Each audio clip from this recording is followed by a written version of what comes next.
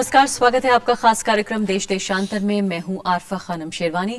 4 राज्यों में जो चुनाव हुए हैं उनके जो नतीजे आए हैं जिससे कांग्रेस पार्टी की नींद उड़ गई है, लेकिन एक राहत की खबर जरूर मिली है जो कि मिजोरम से आ रही है कि वहां कांग्रेस पार्टी वापस आ रही है और अच्छे मार्जिन के साथ सरकार बना रही है। अक्सर राष्ट्रीय खबरों की दुनिया से गायब रहने वाले इस राज्य यानी कि मिजोरम के बारे में आज हम चर्चा करेंगे कि क्या मायने हैं इस जीत के लिए, वहां के आम आदमी जो है, आम लोग हैं, उनके लिए क्या मायने हैं, कांग्रेस पार्टी के लिए क्या मायने हैं और कौन से ऐसे महत्वपूर्ण मुद्दे थे जिन पर चुनाव लड़ा गया, आगे का भविष्य कैसे तय होगा, इस सब पर हम चर्चा करेंगे अपने खास मेहमानों के जरिए। लेकिन पहले ये रिपोर्ट। मिजोरम विधानसभा चुनाव में कांग्रेस पार्टी ने पूर्ण बहुमत हासिल कर लिया है। मिजोरम विधानसभा चुनाव में मुख्य मुकाबला सत्ताधारी कांग्रेस और विपक्षी गठबंधन मिजोरम डेमोक्रेटिक अलायंस के बीच था। 40 सदस्यीय विधानसभा के लिए 25 नवंबर को कराए गए चुनाव में राज्य के 81% से अधिक मतदाताओं ने अपने मताधिकार का प्रयोग किया था। मिजोरम में ईसाई समुदाय की बहुलता है। राज्य में 80% से भी ज्यादा आबादी ईसाइयों की है। पिछली 2 बार के मिजोरम विधानसभा चुनाव पर नजर डालें तो कांग्रेस पार्टी का दबदबा राज्य में बना हुआ है। 2008 के विधानसभा चुनाव में कांग्रेस को 40 में से 32 सीटों पर जीत हासिल हुई थी। Bureau report, Rajya Sabha TV. और हमारे साथ इस मुद्दे पर चर्चा करने के लिए कई खास मेहमान मौजूद हैं। मेरे साथ हैं दीपक दीवान जो कि एग्जीक्यूटिव एडिटर हैं नॉर्थ ईस्ट संघ के। इसके अलावा मेरे साथ मानस बनर्जी हैं, वरिष्ठ पत्रकार। फोन लाइन पे मेरे साथ यशवंत देशमुख भी मौजूद होंगे जो कि एमडी हैं सी वोटर के, जो कि सर्वे कराते हैं तमाम चुनाव से जुड़े हुए। और इसके अलावा नदीम जावेद भी हैं, कांग्रेस पार्टी के स्पोक्स पर्सन हैं। चारों मेहमानों का बहुत बहुत स्वागत है। दीपक जी, सबसे पहले आपसे शुरुआत करना चाहती हूँ। जिस तरह के करप्शन के चार्जेस थे, जिस तरह की शिकायतें मिल रही थी कि जो वहां पढ़ा लिखा नौजवान है, बेरोजगार है, उस सब के बावजूद कांग्रेस पार्टी का अच्छा प्रदर्शन रहा है। कांग्रेस के लिए कम से कम एक राहत की खबर दूर के एक राज्य से। पहले तो एक चीज मैं क्लियर करना चाहूंगा कि वहां कोई करप्शन का इशू नहीं था।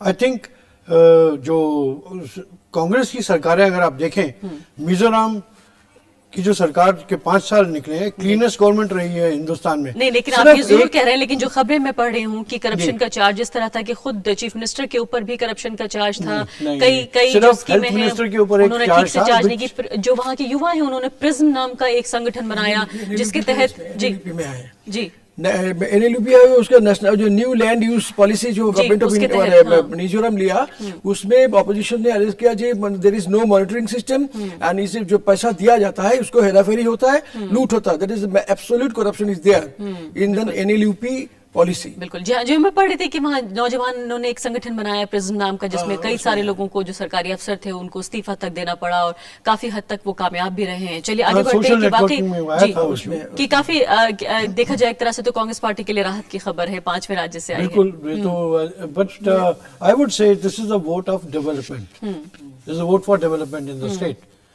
सिर्फ आपने करप्शन का बात किया, एक चार्ज लगा था जो हेल्थ मिनिस्टर के ऊपर लगा था पिछले 5 साल में, वो which could not be proved. So देखिए वहां पे अपोजिशन के पास कोई मुद्दा ही नहीं था except anti incumbency. Anti incumbency works where अगर आपकी कोई सरकार काम ना कर रही हो, जो लोग नाराज हो। मगर यहाँ तो जो एनएलयूपी है, एनएलयूपी ने जो रूरल एरिया में इतनी डेवलपमेंट करी है, इतना बेनिफिट मिला है लोगों को, they are getting livelihood, permanent livelihood from this. किसान के लिए बहुत काम किया उसमें जी। तो लेकिन इसके अलावा ये बताइए कि खासकर अगर मुद्दों की बात करें तो इंसर्जेंसी भी उस हद तक वो मुद्दा नहीं है, लेकिन अच्छी ग्रोथ होने के बावजूद वहाँ गरीबी और बेरोजगारी, ये 2 ऐसी कौन सी चीजें हैं जो अभी तक बरकरार है? जी देखिए, अगर आप एनएलयूपी की हम बात कर रहे हैं, अगर आप इसको गौर से देखें, न्यू लैंड यूज पॉलिसी, इसमें सिर्फ यही नहीं है कि जो किसान झूम कल्टीवेशन करते थे उनको परमानेंट क्रॉप दी जा रही है, नहीं, इसके अंदर उन्होंने इंडस्ट्री से लेके वेटनरी से लेके मतलब डिफरेंट स्ट्रीम्स हैं, उसमें जो कोई भी फैमिली जो जिसमें कोई भी सदस्य सरकारी नौकरी नहीं करता उसको एनएलयूपी का बेनिफिट दिया गया पूरे राज्य में।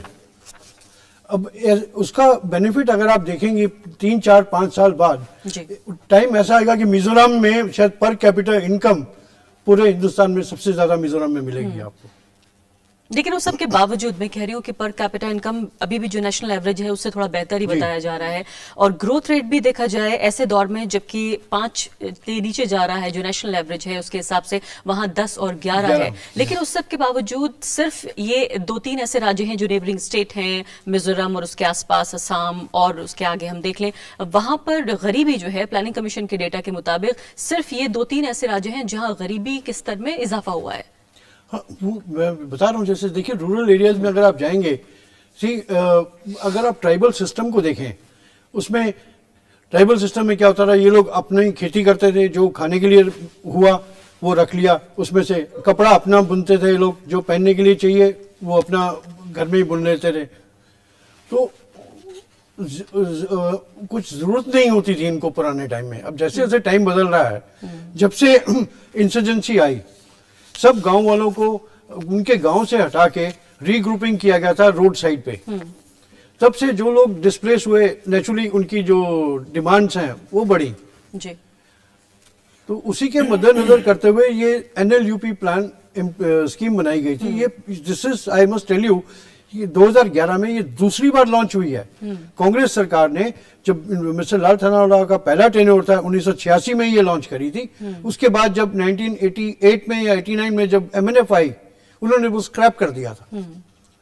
मानस जी, ये नवी बार ऐसा हुआ है जो कि एक अपने आप में एक रिकॉर्ड कहा जा सकता है कि लथनावला जो है वो असेंबली पहुंचेंगे चुनकर। इसके अलावा 5वीं बार जो है कांग्रेस पार्टी की सरकार बन रही है। एक तरह से देखा जाए पूरा एक छत्र राज है कांग्रेस पार्टी का। 7 साल में 5 बार आ रहा है ये लोग। जी बिल्कुल, 7 बार में। जी, तो इसके अलावा ये बताइए कि कौन से ऐसे मुद्दे हैं जो वहाँ का जो आम आदमी है उसके दिल को छूते हैं, डेवलपमेंट और इन तमाम चीजों के अलावा, जो वाकई एलिनेशन भी एक बड़ी वजह है कि जो रेस्ट ऑफ इंडिया से कहीं ना कहीं एक तरह का जो अलगाव या एक तरह की जो दूरी है वो वहाँ के लोगों के लिए एक भावनात्मक मुद्दा है।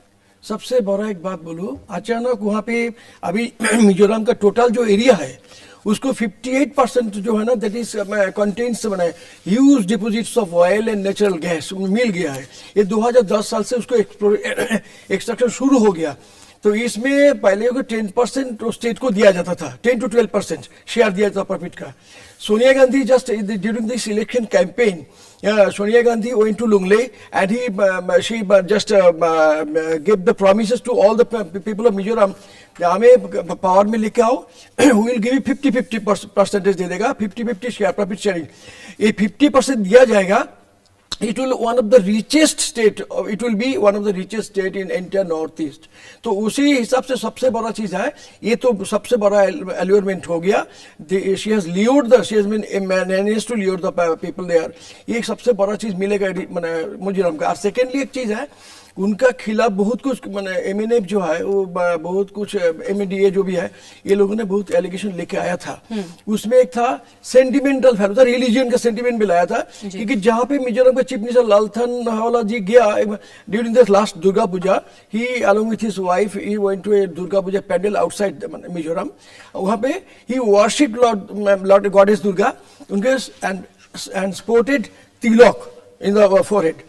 तो इसमें से बहुत बड़ा चर्चा हो गया, ये तिलक लगाना शुरू कर दिया। It is a Christian dominated state, religion का भी ट्राई किया था लगाने, but that had no actual effect on the election. सबसे बड़ा चीज है ये जैसे वो बोला था दीपक जी, NLUP में गांव में अंदर में सब जगह में डेवलपमेंट के लिए गया, ये लैंड यूज पॉलिसी जो लिया।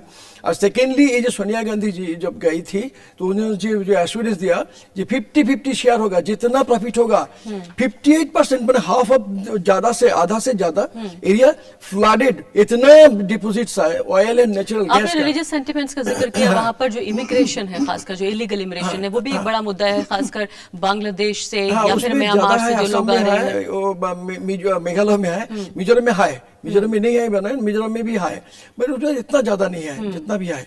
तो अभी देखो एजुकेशन का परसेंटेज भी वहाँ पे ज्यादा ही है मिजोरम में, एंड मिशनरी स्कूल है, कॉलेज है, सब कुछ है। लेकिन दीपक जी, इसके अलावा जो इमिग्रेशन हो रहा है इलीगल, वहाँ उसको भी कहीं ना कहीं एक तरह का धार्मिक कलर देने की कोशिश कुछ लोगों ने की है। Mizos are very cautious. They know their rights. Although जो म्यांमार में है, जो चिन्स ग्रुप हैं, वो भी मिजो सेम लैंग्वेज है, सेम स्टॉक, मगर वो आते हैं वहाँ काम करने के लिए मिजोरम में, और लोग उनको काम करा के पैसे देते हैं because they cheap labour. But जहां तक उनकी परमानेंट सेटलमेंट का सवाल है, आई डोंट थिंक मिजोस कभी इसको इनकरेज करेंगे because they know the land नहीं, बिलोंग्स टू बिल्कुल देम। उनका अगर कल्चरल देखा जाए, लिंग्विस्टिक देखा जाए तो काफी सिमिलैरिटीज तो हैं, लेकिन उस बिल्कुल, सबके बावजूद language कहा is यह जा रहा है same। कि इतनी बड़ी तादाद में वो लोग पहुंच रहे हैं कि वहां की डेमोग्राफी चेंज होने के लिए चैलेंज हो गया है कि लोग बड़ी तादाद में म्यांमार से, बांग्लादेश से, अगर हम देश के बाहर की बात करें, अगर देश के अंदर भी तो असम से और आसपास से सब जगह से वहां लोग पहुंच रहे हैं काम के नहीं, लिए। मिजोरम में they were controlled because they have inner lines permit for people from this part of the country, our country, going there. They have to take inner line permit. So this is a Bangladesh check. Mizoram में ज्यादा नहीं है, नहीं है। मिजोरम में ज्यादा जा नहीं पाया, असम में, त्रिपुरा में ज्यादा गया, और मेघालय में कुछ है, वहाँ पे नहीं गया। वहाँ नहीं और है। सबसे बड़ा एक सेंटीमेंट भी है, it is a Christian dominated state, और Sonia Gandhi ji she is a Christian, तो उसमें सेंटीमेंट भी एक काम करता है। जब तक सोनिया गांधी जी है, थोड़ा सेंटीमेंट इधर भी काम कर रहा है कांग्रेस के लिए। Mizos have a very soft corner, Very soft liking corner. for the Gandhi और family. सबसे बड़ा चीज है, उसको women voters are much more than the male voters. बिल्कुल, महिला और के women ज्यादा है। कैंडिडेट्स भी वहां पर बहुत ज्यादा ज्यादा है। ये भी एक बड़ी बात है जो काफी अपने आप में कहा जाए महिला कि का ज्यादा ही है। प्रोग्रेसिव चीज है जिसको हम कह रहे हैं। नदीम जावेद इस वक्त कांग्रेस पार्टी के स्पोक्स पर्सन हमारे साथ मौजूद है। नदीम जावेद साहब की बड़ी राहत की खबर आपके पास पहुंच रही है, खासकर 4 राज्यों में जिस तरह के नतीजे रहे, बहुत मैं जानती हूं कि निराशा रही है। सोनिया गांधी से लेकर राहुल गांधी, तमाम लोगों ने इस बात को कहा है, इंट्रोस्पेक्शन की बातें कर रहे हैं, लेकिन ये बड़ी अच्छी खबर रही फिलहाल आपके लिए मिजोरम से जो आ रही है। नहीं, निश्चित रूप से कांग्रेस पार्टी के लिए बहुत अच्छी खबर है। दूसरी बात, 2-3 चीजें इसमें जरूर है। एक तो ये है कि ये जो 7 स्टेट्स हैं, 7 सिस्टर्स कही जाती हैं, ये कहीं ना कहीं अपने आप को देश की जो इलेक्ट्रॉनिक मीडिया है या प्रिंट मीडिया भी है, यहाँ की पॉलिटिकल एक्टिविटी को इग्नोर करता है। तो आपके चैनल को मैं इस बात के लिए बधाई देता हूं कि वहां के जो इलेक्शन के रिजल्ट्स हैं उसको स्पेसिफिक तरीके से उस पर डिबेट करने का काम अलग तरह से आपने किया है प्राइम टाइम पे, तो बधाई के आप पात्र हैं। लेकिन एक बात इसमें जो बहुत इंपॉर्टेंट है वो ये है कि वहां केरला के बाद दूसरा सबसे ज्यादा शिक्षित स्टेट है। एक बात और इसमें है कि जो वोटिंग परसेंटेज है इन 4 राज्यों के साथ, सबसे ज्यादा यहां पे वोटिंग हुई है, 80% वोट पड़े हैं। तो सबसे ज्यादा शिक्षित लोग हैं, सबसे ज्यादा पढ़े लिखे लोग हैं, और कांग्रेस पार्टी को उन्होंने रिपीट भी किया है। तो एक बड़ा संदेश देने का काम मैं समझता हूं, केवल उस राज्य के अंदर नहीं, केवल वो जो 7 राज्य आते हैं, 7 सिस्टर्स कही जाती है नॉर्थ ईस्ट की, वो नहीं, बल्कि देश में भी एक बड़ा संदेश गया है वहां से कि जो सबसे ज्यादा पढ़ा लिखा क्लास है और समझदार लोग हैं, उन्होंने कांग्रेस में जनादेश में विश्वास दिया है। लेकिन इस सब के बावजूद नदीम जावेद साहब देखिए, 5 बार आपकी वहां 5वीं बार सरकार बन रही है, जो बड़ा पार्ट है उनकी जो पॉलिटिकल हिस्ट्री है छोटी, उसका बड़ा हिस्सा आपने वहां पर गुजारा है, आपका वहां पर सत्ता रही है। उस सब के बावजूद अगर हम देखें तो गरीबी जो है बढ़ रही है। सिर्फ 2 राज्यों में से एक है मिजोरम ऐसा जहां की गरीबी बढ़ी है प्लानिंग कमीशन के डेटा के मुताबिक। दूसरी महत्वपूर्ण बात, जैसे आपने कहा कि दूसरा सबसे ज्यादा जो लिटरेट स्टेट है, उस सब के बावजूद वहां पर जो अनएम्प्लॉयमेंट है, बेरोजगारी है, वो भी बहुत ज्यादा है। हमने देखा था राहुल गांधी जब वहां पर पहुंचे थे और युवाओं के साथ जब उन्होंने रैलीज की थी, उसमें बहुत बड़ा एक वादा ये किया था कि जो एजुकेटेड अनएम्प्लॉयड हैं, खासकर जो पढ़ा लिखा बेरोजगार तबका है, युवा हैं, उनको नौकरियां देंगे। सच्ची बात यह है कि छोटी स्टेट है और वहां पर कोशिश भारत सरकार की तरफ से भी और राज्य सरकार की तरफ से भी यह हो रही है कि वहां पर सिस्टम इस तरह का इंफ्रास्ट्रक्चर वगैरह डेवलप किया जाए कि लोगों को परमानेंट रोजगार के अवसर मिले। और जैसा कि अभी एक पैनलिस्ट कह रहे थे कि भारत सरकार में, खासतौर से श्रीमती सोनिया गांधी जी ने जो एक प्रयास किया कि जो हिस्सेदारी है वो राज्य को आधी दे दी जाए, ताकि वहां का जो डेवलपमेंट का मामला है वो तेजी के साथ बढ़े, और उसमें जो उसके इंप्लीमेंट होने के बाद या वो इंप्लीमेंट जब हो जाएगा पूरी तरह से जमीन पर, तो जो 7 राज्य हैं नॉर्थ ईस्ट के, उनमें शायद मिजोरम सबसे बेहतर राज्य बन जाएगा। तो देखिए, डेवलपमेंट का या रोजगार का जो काम है वो कोई एक ऐसी चीज नहीं है कि एक बार हो गया वो परमानेंट सॉल्यूशन है। आपके लिए हमेशा चैलेंज रहता है। जैसे आपकी लिटरेसी बढ़ती है, जैसे नौजवान आता है, तो चैलेंजेस जो होते हैं वो बढ़ते चले जाते हैं। आज राज्य सरकार ने बेहतर काम किया, इसीलिए शायद लोगों ने उसमें विश्वास व्यक्त किया है, और आने वाले समय में भी हम उम्मीद करते हैं कि राज्य सरकार इसी तरह से और नौजवानों को रोजगार देने का काम, अधिकार देने का काम, जोड़ने का काम करती रहेगी। और विशेष रूप से इंफ्रास्ट्रक्चर के क्षेत्र में योजनाएं बहुत सारी हैं जिस पर काम करना है। बिल्कुल, इंफ्रास्ट्रक्चर से जुड़ा ही मैं कई सवाल आपसे पूछना चाहती हूँ, लेकिन इस वक्त मिजोरम से मेरे संवाददाता अमृतांशु राय जो है, हमारे संवाददाता, वो हमारे साथ फोन लाइन पर मौजूद है, वहां चुनाव कवर करने के लिए गए हुए हैं। अमृतांशु, सबसे पहले आपसे ये जानना चाहती हूँ कि जो कुछ मुद्दे मैं देख पाई हूँ, खुद नदीम जावेद भी कह रहे थे कि जो मेन स्ट्रीम मीडिया है उसने कहीं ना कहीं जिस तरह से रेस्ट ऑफ इंडिया ने बहुत काटा है मिजोरम को अपने से, मीडिया ने भी अपने से काफी हद तक अलग किया है और बहुत मुश्किल है ये सूचना जुटा पाना कि आखिर क्या असली मुद्दे हैं, क्या ऐसी चीज है जो मिजोरम के लोगों के दिल को छूती है। आप क्या कुछ देख पाए हैं वहां पर? बिल्कुल साफ है आरफा, बिल्कुल ही साफ है, इसमें कोई भी कंफ्यूजन कहीं पे भी नहीं है। सिंपल एक न्यू लैंड यूज पॉलिसी करके एक कार्यक्रम दिया था मिजोरम की कांग्रेस सरकार ने। इस कार्यक्रम के तहत हर एक किसान को 1 लाख रुपए दिए गए थे ताकि वो अपने जमीन को डेवलप कर सके, अपने हिसाब से खेती कर सके। पूरे मिजोरम में लगभग 1,35,000 किसानों को 1-1 लाख रुपया दिया गया था और ये 2012-2011 से ये व्यवस्था चालू है।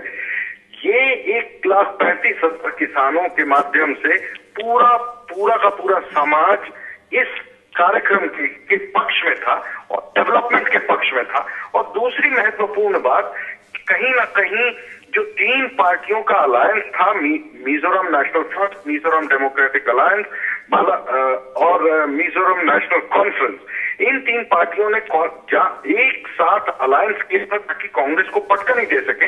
वो इसलिए नहीं कर पाए क्योंकि कहीं ना कहीं इन तीनों पार्टियों पर सेपरेटिस्ट होने का, अलगाववादी होने के आरोप थे।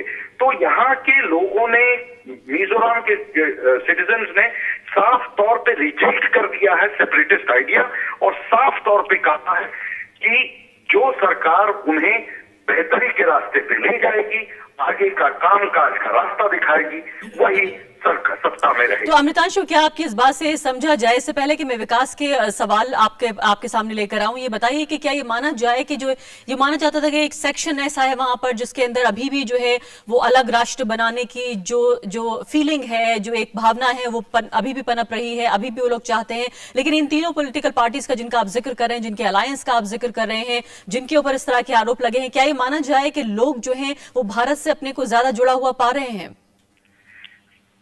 भारत ही से ज्यादा जुड़ा हुआ नहीं पा रहे हैं आरफा। यहाँ पे वही चीज है ही है। आज मिजोरम नेशनल कॉन्फ्रेंस के एक वरिष्ठ लीडर से मैं बात कर रहा था, उनसे इंटरव्यू भी किया। उन्होंने साफ तौर पे इस बात को माना कि कहीं ना कहीं हम लोगों को अपने रणनीति में बदलाव लाना होगा। एक पहलू पर तो यहाँ के आम आदमी, जो लोकल लोग हैं, उनसे अपने आप को जोड़ना होगा लोकल और रीजनल मुद्दों को लेकर के। और दूसरा, जो बाहर की ताकत है, भारत के अंदर मिजोरम एक प्रदेश है और इस व्यवस्था को कायम रखते हुए जो भारत सरकार है उसके साथ किस तरह से वो तालमेल बनाए और बेहतर रिश्ते कायम करे, ये भी महत्वपूर्ण साबित होगा अगर मिजोरम नेशनल फ्रंट को आगे भी राजनीति करनी है तो। इन्होंने साफ साफ ये बात कही। अमृतांशु, फिलहाल यहाँ पर एक छोटा सा ब्रेक हम ले रहे हैं। आपसे गुजारिश करेंगे हमारे साथ फोन लाइन पर बने रहिए। 2 और खास मेहमान यहाँ पर मौजूद हैं और कांग्रेस पार्टी के स्पोक्स पर्सन भी हमारे साथ मौजूद रहेंगे। ब्रेक के बाद आते हैं।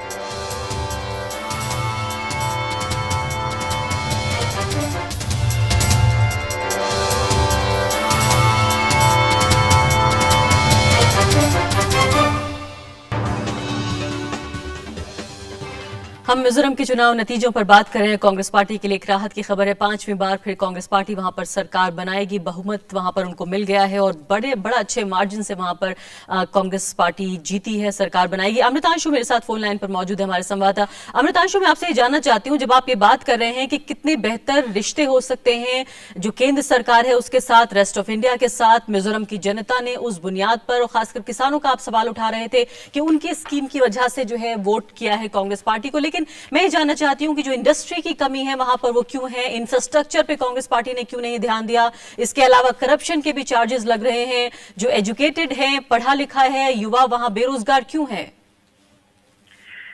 देखिए आरफा, यहाँ की जो संस्कृति है, यहाँ का जो मिजाज है और जो व्यवस्था है, जो सामाजिक ढांचा है, वो यहाँ के लोगों के लिए बहुत ही महत्वपूर्ण है। जो ट्राइबल ढांचा है सामाजिक, वो बहुत महत्वपूर्ण है। संख्या कम है लोगों की, लगभग कुल मिलाकर के पूरे मिजोरम में 10 लाख लोग हैं।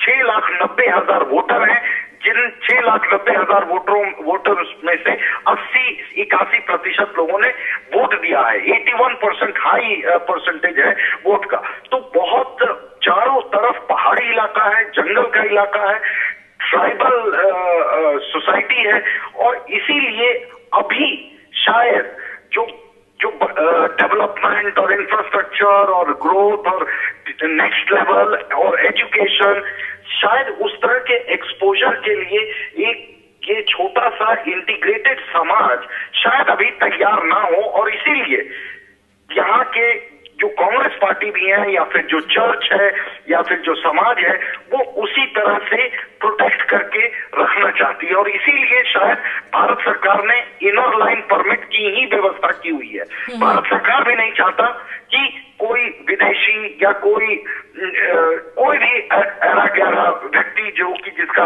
आइडेंटिटी ठीक ना हो वो इस इलाके में आए। जी, काफी महत्वपूर्ण बातें आप कह रहे हैं। फिलहाल अमृतांशु, यहाँ दो वरिष्ठ पत्रकार हमारे साथ बैठे हैं, आपसे कुछ पूछना चाहते हैं। अमृतांशु जी, मैं मानस बनर्जी बोल रहा हूँ।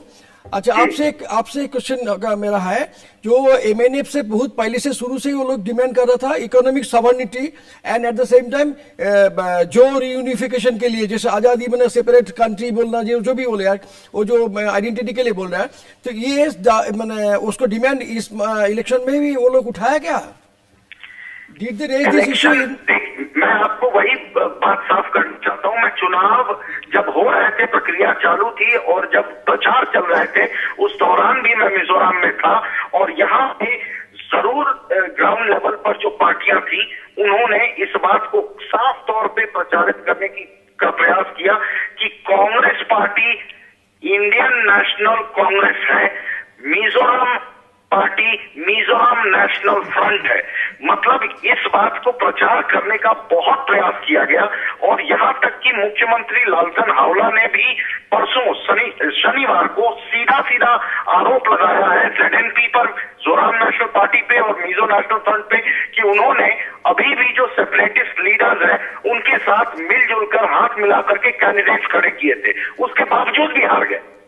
अमितांशु, मैं दीपक दीवान बोल रहा हूं। मेरा आपसे एक सवाल है, नतीजे जो अभी आए हैं उसमें जो एमएनएफ के फॉर्मर चीफ मिनिस्टर थे मिस्टर जोरामथंगा, वो he was president also, he has lost, वो इलेक्शन हार गए। उनके जो वाइस प्रेसिडेंट थे डॉक्टर लालथांगलियाना, जो ऑपोजिशन लीडर भी रहे हैं, वो भी इलेक्शन हार गए।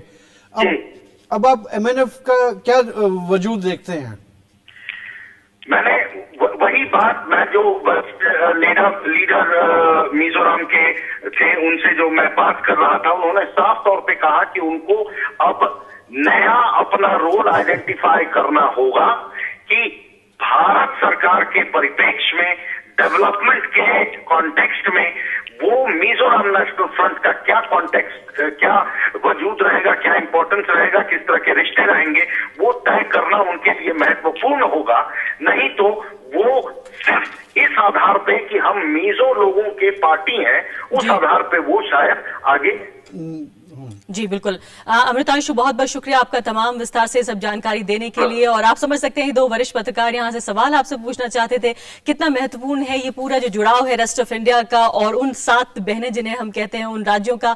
आखिरी सवाल नदीम जावेद साहब आपकी तरफ मैं लाना चाहती हूँ, ये बताइए कि फिलहाल जो इंफ्रास्ट्रक्चर की जो कमी है, जो वहां पर एजुकेटेड होने के बावजूद लोगों के जो नौकरियों की कमी है, क्या रोड मैप है? आखिरी सवाल आपसे, कैसे करेगी कांग्रेस पार्टी? उम्मीदें बहुत हैं। नदीम जावेद साहब। नहीं, देखिए, जो आपके करेस्पॉन्डेंट थे उन्होंने बड़ी 2-3 बहुत इंपॉर्टेंट बातें कही। उन्होंने ये कहा कि जो अलगाववाद के खिलाफ भी एक तरह का जनादेश है, क्योंकि वहां की जो रीजनल फ्रंट थे 2-3 मिलकर जो बने थे, उन्होंने एक तरह से ये संदेश देने का काम किया था कि रीजनल फोर्सेस या देश के साथ जुड़ने की जो बात थी उसके खिलाफ एक तरह का वातावरण बनाने का उन्होंने प्रयास किया था, और वहां के लोगों ने देश के साथ रहने में और इस देश के साथ इकट्ठा रहने में विश्वास व्यक्त किया और जनादेश दिया। दूसरी एक हमारे मित्र ने, पैनलिस्ट ने बहुत इंपॉर्टेंट बात कही कि जो खेती को लेकर आमतौर से देश का जो माहौल है, गांव में, हम लोग भी गांव की कॉन्स्टिट्यूंसी हमारी ये देखते हैं कि लोग गांव से भाग के शहरों की तरफ जा रहे हैं, लेकिन वहां पर जो जमीन के साथ रिश्ता है, खेत के साथ रिश्ता है, या किसान का जो रिश्ता है, उसको नए सिरे से जिंदा करने का प्रयास राज्य की सरकार ने किया। और न केवल प्रयास किया बल्कि उस पर उनको जनादेश भी मिला, लोगों ने उस पर विश्वास किया। तीसरी बात इंफ्रास्ट्रक्चर की आती है। जो वहां की सोसाइटी है वो इतनी शायद लिबरल नहीं है या इतनी ट्रेडिशनल ज्यादा है, जिसकी वजह से वो किसी तरह के नए चेंजेस को आसानी से एक्सेप्ट नहीं करते।